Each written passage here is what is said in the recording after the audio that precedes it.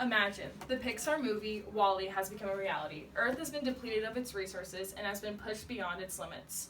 How do we stop this from actually happening? Do you want to make a change before it's too late? I really do. My name is Sarah McCabe, and I'm here to talk about renewable resources and discuss why there needs to be change and what resources we need to use in order for energy to push more towards renewable resources for consumption, or pollution will continue to increase with the use of non-renewable resources. Here's my slide. Renewable is the clean and right way to go. As of now, almost all of the United States energy consumption is coming from non-renewable resources. If you look here, you will be able to see and notice that only 11% of the energy used was renewable resources, and the other 89% of energy consumption was all non-renewable resources. The existing supply of non-renewable resources is quickly depleting across the world. However, that is not the biggest issue when it comes to non-renewable resources.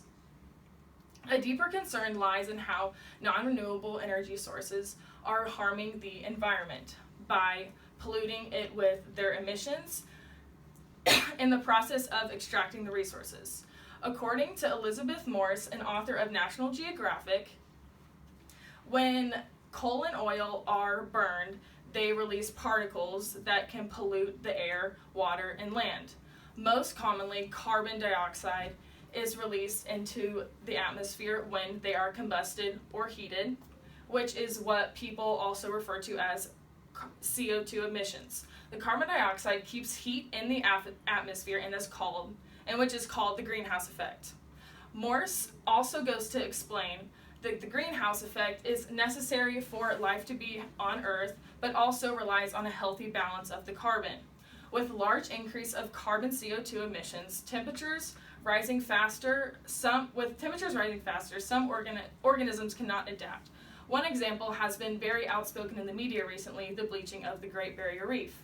The colorful coral is turning white and gray, and the fish are leaving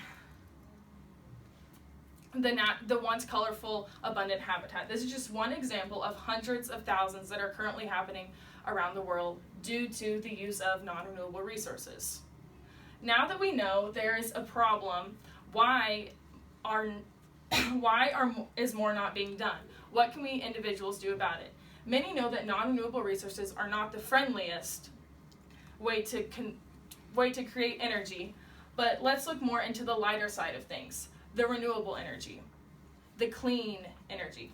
So the United States Energy Information Agency defines renewable energy as energy that comes from naturally replenishing sources, flow limited, that are virtually inexhaustible. According to Science Direct and the Environmental Performance Index, it is necessary to adjust energy consumption in order to reduce the amount of non-renewable resources used in order to eventually expand the use of renewable energy consumption. With this, carbon emissions, one of the discussed pollutants, could be reduced, and the environment could be protected from further deterioration. The most common forms of renewable resources are solar, wind, geothermal, hydroelectric, and biomass. Solar energy is transformed with solar panels, wind energy with wind turbines.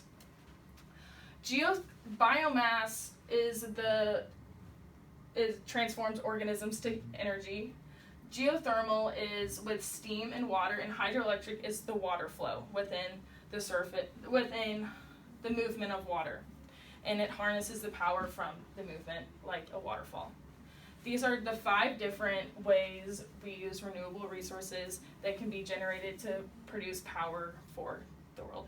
Now that we know there are many different renewable solutions to the problem, what should happen to see more positive results?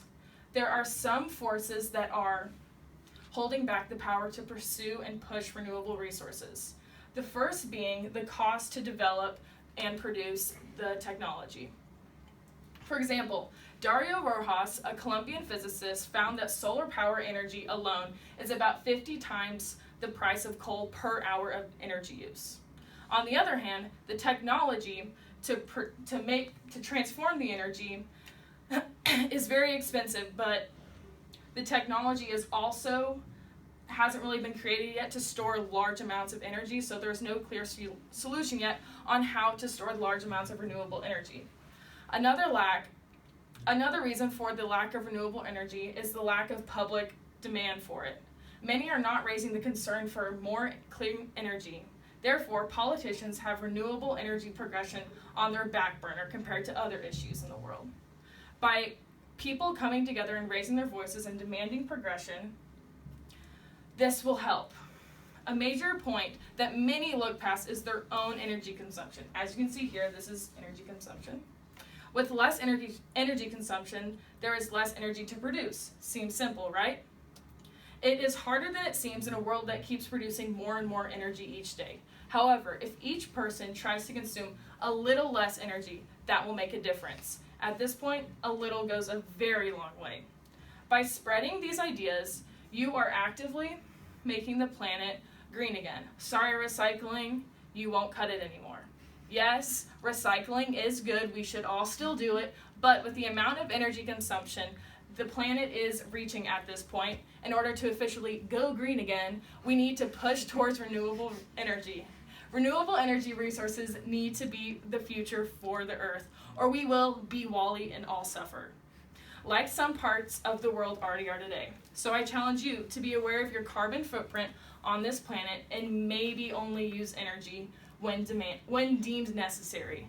Come on, do you really need to charge your phone when it's at 50%? I don't think so. Let's really go green. Thank you. Ooh, yay. Yeah. Yeah.